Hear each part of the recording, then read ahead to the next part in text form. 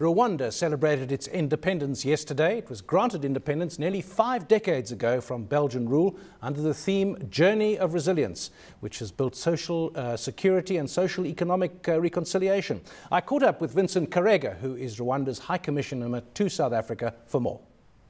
It's actually a good time for us to reflect on our past and to rethink about where we want to go and how we want to go as Rwandans.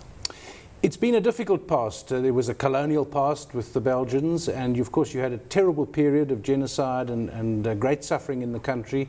Not that long ago. How has the recovery gone? The recovery is moving quite fast. Actually, it was very sad that we had almost the worst colonial systems that divided our people who were strongly united, believed in a nation with one culture, one language.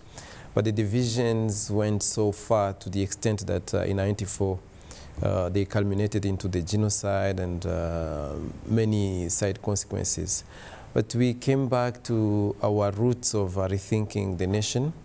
The current leadership has reconciled the people, banned on all initiatives of revenge, and then redefined a new vision of repositioning the country and also looking forward in a way that Rwanda should not go back or get stuck.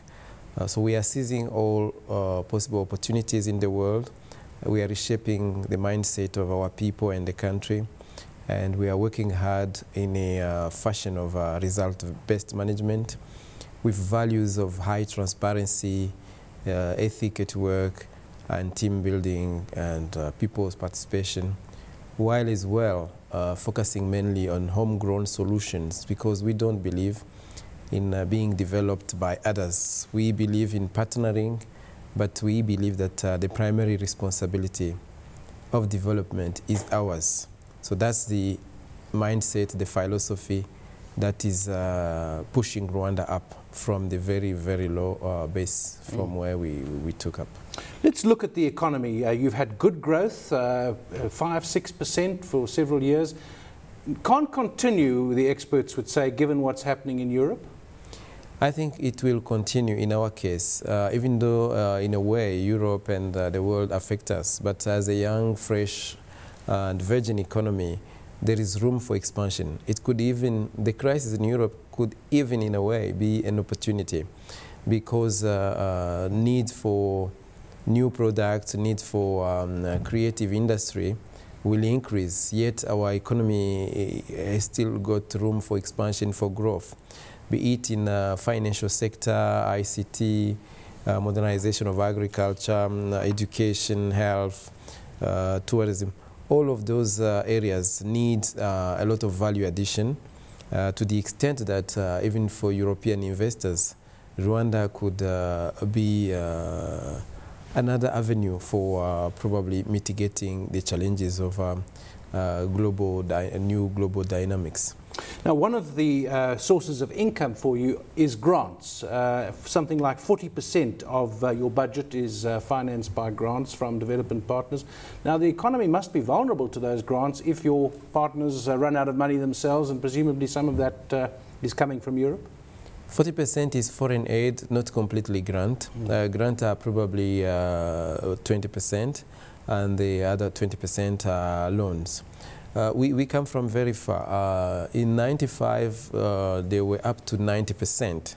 We were depending on foreign aid at 90%. Every year we keep on reducing the dependence level.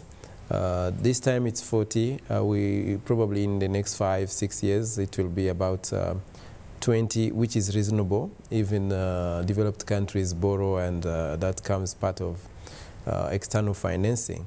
So we will get the right balance, focusing on domestic growth, exports from our country, and also qualifying for more loans rather than more grants.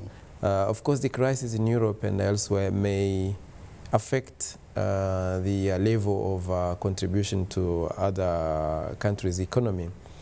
But strategically, they also need to continue supporting emerging economies, because in the end we become their markets as well. As the purchasing power increases in the countries. So in the end, we buy their industrial products. So I don't see that a country like Rwanda, that is among the top who use properly aid and able to show results, that will be removed on the list of beneficiaries.